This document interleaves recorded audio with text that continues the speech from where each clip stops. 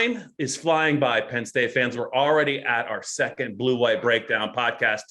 Penn State, Illinois this week, Saturday at Beaver Stadium. I'm Bob Flounders, joined by Dave Jones, and we're going to talk a little bit specifically about the game, some questions surrounding the game. But Dave, I have a funny feeling we're going to spend an awful lot of time talking about one specific position as we get through this podcast. How are you doing?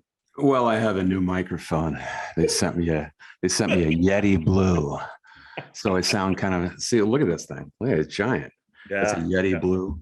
Dave, we know you're compensating. It's okay, man. What was that station? What was that station in Harrisburg that used to have like dinosaur rock from the 70s? And the guy would come on. It would be 1:30 in the morning. I'd be driving on. A little later, we're gonna get a Foghat mini concert. Then he gives the time. Maybe I'll lapse into Howard asking at some point. You got it before the season's over. You got to do 1, 4 or 5 or 1, 2 or 3 minute Howard asking shtick because it's pretty. You have to say it's pretty good. You have to say the correct thing that sets me off. I know, and then I'll do it. And you have to give the exact right response. You do it all the time anyway, so it shouldn't be hard. All right, so. It is Penn State at Illinois this week. Penn State and Illinois both coming off the bye. Dave, the last time we talked, you did mention that our guy Brett Bielema threw his whole team under the bus, and I did some sniffing around and looking at it. It sounds like that's exactly what he did. How do you feel? I mean, he was asked he did some sniffing around, huh? Yeah, I'm not sure. Right. I like that image actually. That's right, sniffing around. I talked to some people. I'm not certain that if you include the context that he really did throw them all under the bus. It was sort of a situation where he was asked about why he was recruiting so much. Yeah. And they had a bye also. Illinois had a bye this past week. And he said, well, we have to because we have to prepare for next season because they have a bunch of redshirt seniors and super seniors on the offensive line, and they haven't been very good. Anyway, they're going to be gone next year. And he goes, we're not getting anything out of the class of 2020, 2019, 2018, which sounded like a backhand, but it's really just the truth. The entire 2020 class is gone. They quit or were kind of run out of there on a rail. So they don't exist. So that was the context of the question. Yeah, I got to recruit some offensive linemen because we're going to have nothing, and our 2020 class is not going to be contributing anything in 2022, and that's kind of a problem. So brutal. So he's brutally to the point. Yeah, I thought he was truthful. That's all. Plus, but it still got some very pointed comments and emojis from social media. Social media exploded about Brett Bielema and from former linemen who are now in the NFL. There's a couple of guys you would probably know better than I. Green. Was one of them. They were eye rolls and are really, dude, really. So one guy said a bad look for Brett Bielema. I don't know. He also didn't have a lot of kind comments for the quarterback position. So he's kind of very frank and honest, and at the same time doing what coaches do, which is they say, hey, I didn't recruit these guys, and they all do it in one way or another, their first year in a rehab job. And this is a rehab job. This is a serious rehab job. Yeah. Since we last talked, and it feels like it was only yesterday, Dave. It feels like it was only yesterday. Any new thoughts for you on the Penn State quarterback puzzle and maybe what Penn State fans should expect, not only Saturday, but maybe the next couple of weeks? Dave, I just think that we're not going to see Sean Clifford for a little bit. Everything that James said, even though he didn't say a lot, and the fact that they're splitting reps, my two takeaways are he could miss multiple games, and also I just think they're not really sure what they have in Roberson, and they're going to give Veyu a little bit of a look. They better be careful is my take. This is still a Big Ten team. It is a Big Ten team that beat Nebraska. They actually gave Purdue a pretty good game. Correct. I mean, they're a capable team. They beat Charlotte. They're not a horrible team. They're not like Rutgers bad from a couple of years ago. They're not that bad. I would win the game first. And to me, Right. you're better off playing Roberson, running spread option, running him through the A gap. He can get some confidence. He was actually getting some confidence at Iowa when he was doing that A gap keeper, and he can do it pretty well. Let him do what he can do. Revise the offense in that direction. Win the game. Could we see a pretty different looking Roberson if the noise level isn't too distracting, I guess is the right word, or inhibiting for him to run the offense? In other words, he's going to be probably more comfortable, a little bit calmer at home, and the defense he's facing isn't as good. Might we see him look quite a bit different, do you think? Depends. I mean, you've been around long enough. This is your 20th season, is it not? 20. Yeah. 2 zeros. Yeah. You've been around long enough to see some Penn State home crowds turn on quarterbacks. That's right. I know one in particular. I don't know if I want to mention his name. You might as well. This is a good time for you to tell that story. It was your buddy Dan Carroll was outside the stadium. I am not telling this story. Come I feel on. It's piling on. It's piling on. The quarterback I was referring to is Anthony Morelli, a really talented quarterback who just, I'm telling the story. If you're all right, you tell it. I'm not telling it because I stuck up for Anthony Morelli for a long time. That he did what he did. He was hamstrung with a kind of a backward caveman offense that didn't really take advantage of what he could do back then, which was true of Rashard Casey before that, and a lot of guys. Sure. So he would stand in there and take shots, man. He would. He reminded me in some ways of Tony Sacca that way, who was a good quarterback and came out of there and ripped that whole regime after he got out of there. Morelli never did that, but he was the favorite whipping boy of the crowd at times. I think we can agree on that. Yep. And so if I got this right, your buddy Dan Carroll was outside. You're throwing Dan under the bus. Okay, go ahead. It's been 15 years. Who cares? We should have got him to sign a waiver. He told the story, right? Yeah, he told the story. He did, and we've laughed about this. It wasn't off the record. It wasn't off the record as far as I'm concerned. It was co-eds, right? That was the funny part because it was a couple of. No one says co-eds anymore. Now I really do sound 64, but it was a couple of college girls, with their sweatshirts on, and they were walking outside the stadium, and there's that gap where you can barely see the scoreboard. Okay. And Morelli's picture was on there, and I hope I've got this right. And one of them and Dan was right behind him. One of them just said, effing Morelli under her breath. And that was the kind of, you're talking about 21-year-old college women saying that. That's pretty brusque. That's pretty tough. Yeah. So I guess stuff he had to go through. To circle this back to Roberson, I think your point is valid that Penn State fans were not happy with the second half by the offense, even the second quarter by the offense after Clifford left in the Iowa game, and it hasn't been that long. I guess you're saying if Roberson doesn't have some early success, he might hear some chirps on homecoming weekend. Sean Clifford did. I mean, you remember the Buffalo game a couple of years ago? Yes. Yeah, that was early too. It was. There was a couple of this week 2, I believe. Yeah. But those guys got booed off the field at halftime. Yeah. So it depends on how. This is where you acquire some thick skin. Sean Clifford had to go through it, and maybe he'll have to go through it. But I still think you have the best chance to win to play the guy who has gotten the most reps, and Ta'Quan Roberson clearly has had the most reps, the most experience, and he did have a little success at Iowa before things came unglued. I think he's got to play, and he's got to be the one. If you start a quarterback rodeo in this game, and you're only 7-10 points ahead, things can come unraveled quicker than you think. You don't want to do that. Yeah. I think you're right. I think Roberson is the guy to start, but I think that they have to have they have to, just in case, they have to have Vayu a little bit more up to speed, just because if by some chance, Dave, it looks like it did the final 40 minutes against Iowa, it's not going to fly. Yeah, well, we'll let that happen first. You have to let that completely happen before you put him in the game.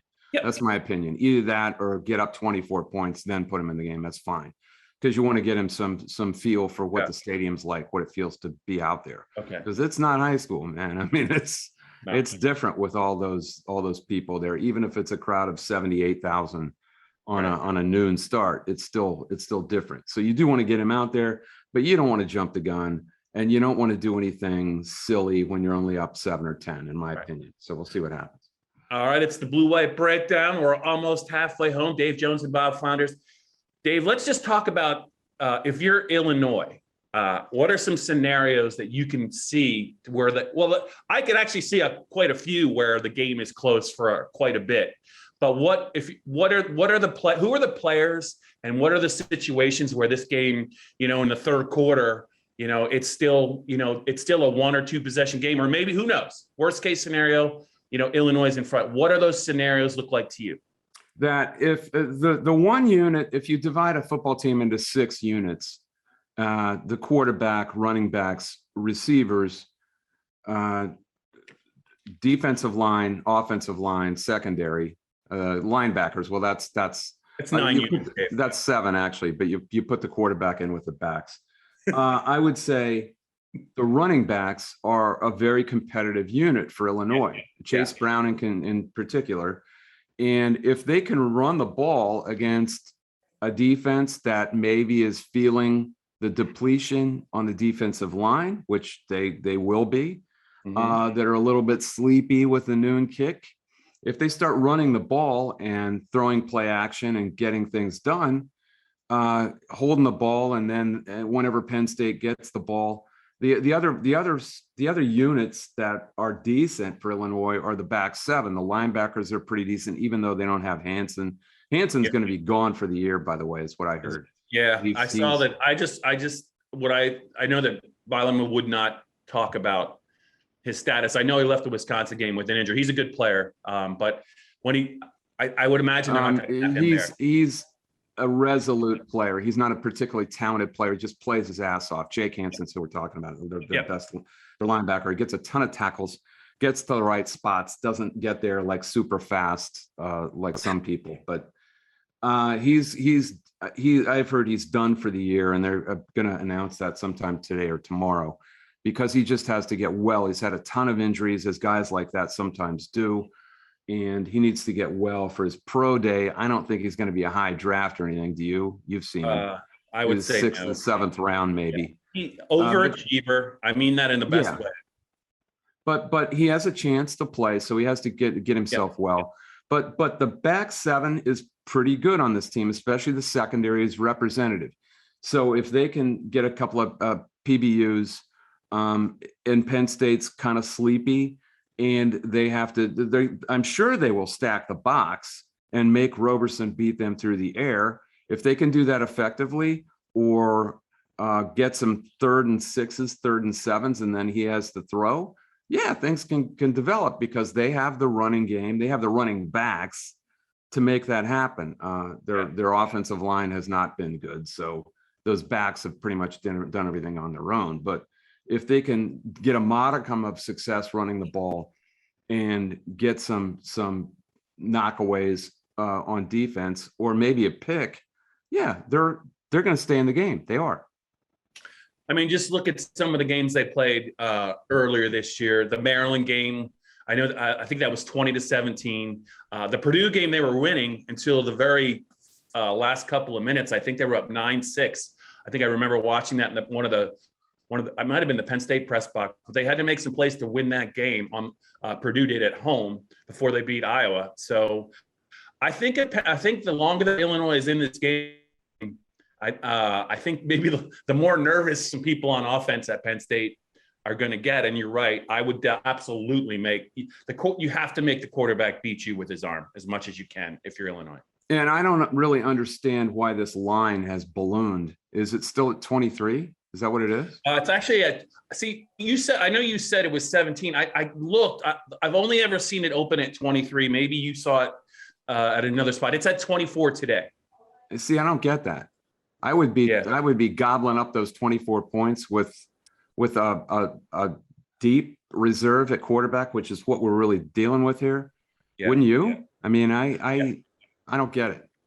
Yeah, and I don't think Penn State wants to mess around. I think they want to get up double digits and just kind of do what they can to get this game over with. A, because of the uncertainty at quarterback, and B, they can't even afford to get another quarterback hurt. I mean, like what?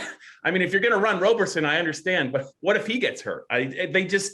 They are very limited options. I think the next couple of weeks at quarterback. So it makes a lot of sense, Dave, to just try and get this game over with, whether you win by 7, whether you win by 10, whether you win by 4, just salt it away and move on to the Ohio State game.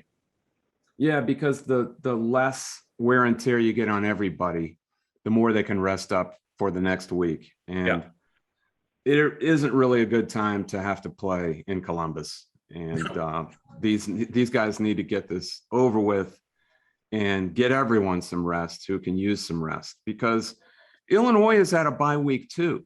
That's the thing. You think about, well, Penn State should be able to roll these guys just based on running and defense. Well, they haven't been able to run the ball on anybody. They didn't run the ball against Ball State. How can we be certain they can run the ball? So no, they ran it against Ball State. They couldn't run it against Villanova. Villanova, yeah. Yeah, that's even worse, right? It is. Somebody asked me, can't they just run the ball and let their defense carry them the rest of the way? And it's already, no, those days are over of winning, trying to win 17-10 games. What my answer was in the mailbag today, that is Michigan, the first 4 years under Harbaugh, proved you can't do that anymore. Right. That sooner or later, one of two things are going to happen. That you're going to come up against a defense tough enough to stop you, and then it's going to be on your quarterback to make plays. And quarterback is more important than it ever has been. You remember Michigan at Iowa when we were in that bar? Where were we? Bloomington? Where were we? 12-10 game or something? 2016, the 14-13 game. Oh yeah. That had safeties in it, and it was O'Corn playing quarterback, right? And wasn't that who it was? Yeah, I think it was. He couldn't make a play, and they lost 14-13. Michigan was the number 2 team in the country then. 2016. Or you have the other thing where they thought their defense was pretty damn good, and then they play Ohio State in, I think it was 18, and just get the doors blown off. The Browns defense got 62 put up on them, and they couldn't keep pace. I mean, it was one of those things is going to happen if you don't have a balanced offense. And Penn State right now does not have a balanced team. I mean, you can't just run the ball and play defense and hope to muck your way through the season anymore. It doesn't work. Right. Dave, one thing that I'm really interested in, just because I think this guy is that good, the extra week to prepare and knowing what he has to work with. Mike Yurcich, I just want to see what he does. Let's just say it's Ta'Quan Roberson. I think it's a pretty safe assumption. No Clifford. I just want to see what he does to help this quarterback, who clearly I think is obviously far from a finished product. Never really expected to use him this year, but extra time, reps with the ones, knowing exactly what you're working with, extra time to study the Illinois defense. I'm talking about Yurcich. I'll tell you what. If he can do some things with Ta'Quan early in the game, maybe somehow confuse the Illinois defense and get some points early, man, that is quite a feather, I think, in Mike Yurcich's cap. I'm not saying he will do it, but I think this is a hell of an audition for Mike Yurcich if he can do something really positive for where he wants to get to next in his coaching life. Yeah, I think I wish I could remember the kid's name, but he had to do this at Oklahoma State after Mason Rudolph left. Okay. And I guess it was 2018, 2017 in there some time during the end of his tenure. And he got this, of course, he had camp to do it, I believe, but I'm not even certain this kid was the starting quarterback. But everything I heard was that he did a great job with this kid. He was a raw rookie, and he got him up to speed very quickly.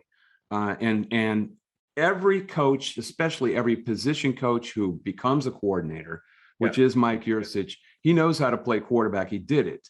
He's the best attribute you can tell me about a coach is that he takes what some kid does well, accentuates his positives, and limits his negatives, limits his liabilities. So if he can do that with Roberson, yes, it will be a major, major accomplishment, and people will notice. And he wants to be a head coach. Yeah. He might be a head coach here. Who knows? That's what I'm saying. And it's not like he doesn't have. I know the running backs are. There's a lot of questions about who's going to be healthy. But as far as targets to throw to, Ta'Quan's got some. He's got one great wideout. He's got Parker Washington, Keandre Lambert-Smith.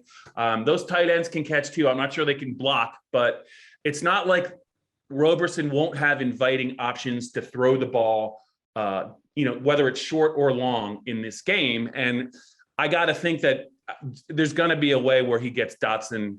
Dotson just was kind of squelched in the Iowa game. He had a bunch of catches for only 48 yards. I just think that there's got to be a path that Mike sees to get this team to score somehow into the 20s, and then let the defense take it from there. Well, there were opportunities there for Dotson. The one especially where Roberson he's not known as an accurate quarterback. The one skinny post that he threw it back over the top of Dotson's head. Yep. If he throws him open the other direction, that could have been a touchdown. Instead, it was an interception. It was like a 50-yard interception. I remember that play. Yeah, that was there. It was there, and he just kind of missed him. So he's not known as a particularly accurate quarterback or a particularly good long ball thrower. But I think you have to take a couple shots deep simply to keep the defense honest, especially if you're going to run him. And I think you got to run him, because the running back room is depleted right now. So I don't think you have any choice but to run him if you're going to do what he does well and take advantage of what he does well, make him feel good about himself. He has to run the ball, and you have to take that risk that he might get dinged up. But I mean, you got to do what a kid does well and try to take advantage of it, both for him and for your offense. But yeah, I think he's got to, you win a game like this down the middle.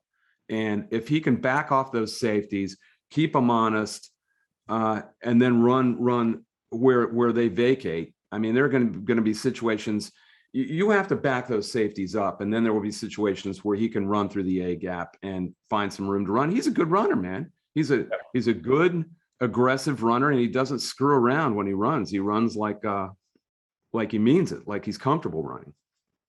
Dave, the other thing I think that Ta'Quan has going in his favor is arguably the top kicking specialist in the nation in terms for field position, and also a defense that, Dave, Wisconsin beat Illinois. I think it was 24-0 in Illinois, and Illinois finished with 93 total yards of offense in that game.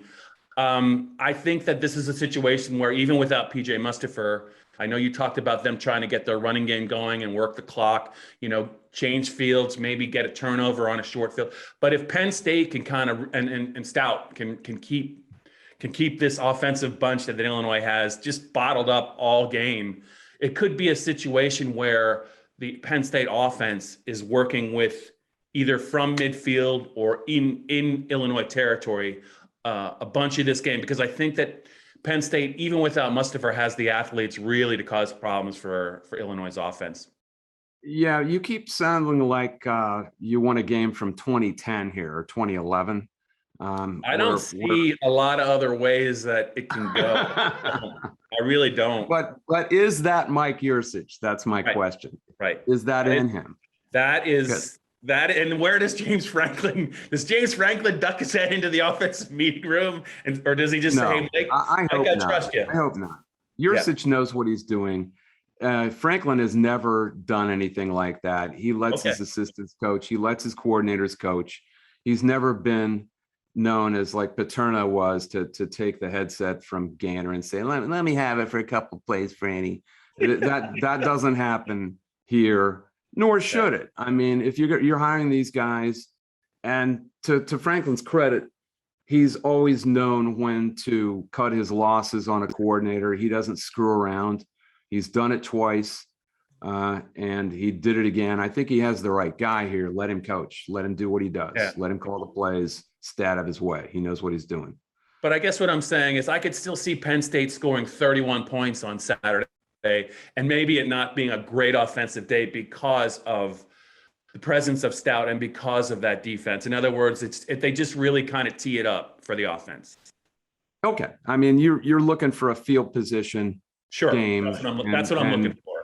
I think that's 24 points, not 31, unless they get a couple of pick Right. sixes or something. But to me, you're looking for a 24-7 game, which is fine. The main thing is get it put away early so you get everyone some rest for Columbus, because they're going to need it. They're going to need it. This is a fine line, walking a tightrope between let's get this over with and let's win the game. I mean, you got to win the game, because if you like I said, if you act like this game is we're so much better than these guys, you're going to be in a game. They've proven it. They did it against Purdue, and that wasn't that long ago. What was it, 3 weeks ago? Yeah. Purdue's a tough team. I mean, they are not a explosive team necessarily, but they're a tough team, and you saw it against Iowa. This is not your standard. They might finish last in the West, so you think, well, they're the worst team in the league, and they probably are, but this is not a bad year for the Big Ten. It's a pretty good year top to bottom. It's a very good year top to bottom. In most years, the worst team in the league would be a lot worse than Illinois. That's what I'm saying. You can't mess around with these guys. I think what you're saying is you do not, Dave, you do not want to let Sitkowski hang around into the fourth quarter, because he'll beat you every time. Is that what you're trying to tell me? Hey, he hasn't looked awful at times, okay? You're talking about Artur Sitkowski from the transfer from Rutgers. And, you know, I a lot of times this kid was a very well-regarded quarterback coming out. He's a Jersey kid. Penn State saw him a couple times. Didn't they see him in the 2008 game in Piscataway? So often a quarterback comes into a bad situation. This can happen from college to the NFL. I've often mentioned David Carr. David Carr was a terrific quarterback at Boise State. Then he goes to the expansion Texans and just gets the crap beat out of him. He could have been what his brother has become. He could have been better than his brother, but he went into a bad situation. Artur Sitkowski has been in two horrific situations. And, you know, I guess that's on him for picking them, for choosing them. My nephew went into one at Maryland a couple of years ago. And when you constantly got guys in your face, it's hard. It's hard to do your job, and you get into bad habits. I think we even saw that with Christian Hackenberg, didn't we? We sure did. We sure did. Dave, it's getting late in the Blue White Breakdown podcast. I'm going to put you on the spot. Give me the final score and maybe one prediction how you see it playing out. I think it's 24-7, and I think Roberson plays all the important snaps. Yeah. Well, that's probably the best case scenario, right, for Penn State, because if VU is in the game at some point, say in the third quarter, chances are something bad happened. That ain't good. Yeah. The only way it's good. The only way it's good is if it's 31-0 in the third quarter. I don't think it's going to happen. I just the phrase is gone awry. I think that is what we're talking about. Well, I kind of see it the same way. I kind of see it the same way you. I picked 29-6 Penn State, and I already kind of gave it away. I just think that the defense, even without Mustafa, looking at that Wisconsin game that Illinois played, I just think it's going to be tough for them to get going, even with Penn State not having Mustafa. And I think that Jordan Stout really is that good. He was so good, Dave, in that Iowa game, and it just kind of got lost in between the crowd, the booing of the injuries, the quarterback getting hurt, and the punter for the other team was as good. But man, Jordan Stout, I mean, like you said, I've been doing it 20 years. I've never seen a kicking specialist at Penn State like him. Well, the best case for Penn State actually would be is if Joey Porter or Brisker or somebody jumps a route and they get a couple of defensive either setups or touchdowns. then that can loosen up everything for Roberson. So that could happen too. That's certainly possible. Yeah. Do you have since we're at the 30-minute mark, do you have a lock of the week in the Big Ten? Any other picks you want to make? Is there anything you really like? Really like? This week, no, because No. if I had picked anybody, I would have picked on Iowa based on what happened last week, but they're not playing. They got a bye. I always like to look at the prior week and see what happened. And the other team would be Nebraska, who I think is ready to fall apart now, and they've got a bye. So that display at Minnesota was not good. Do you realize Minnesota is in the driver's seat for the West? I mean, they are. They've got the better schedule. I've been extolling the virtues of PJ Fleck, and you've been mocking me, and now you just don't want to give the guy any respect. No, I did. What does he got to do, Dave? I don't mock you. I don't mock you. You row the boat. It's your boat. Row it. The interesting game, I think, is Wisconsin at Purdue, but who knows what's going to happen there. I think Purdue caught them at a really good time. Purdue has mucked along there. I mean, Jeff Brom made 3 quarterbacks work. What the hell was that? He was actually putting the third guy in, and it worked. It was like Tom Landry on meth. What was going on there? You remember the night that was that 1971 season? Yes, they shuttled plays. Staubach was shuttling in for Craig Morton, and Staubach was ready to quit, right? Yes, he was. Yes, he wanted to be.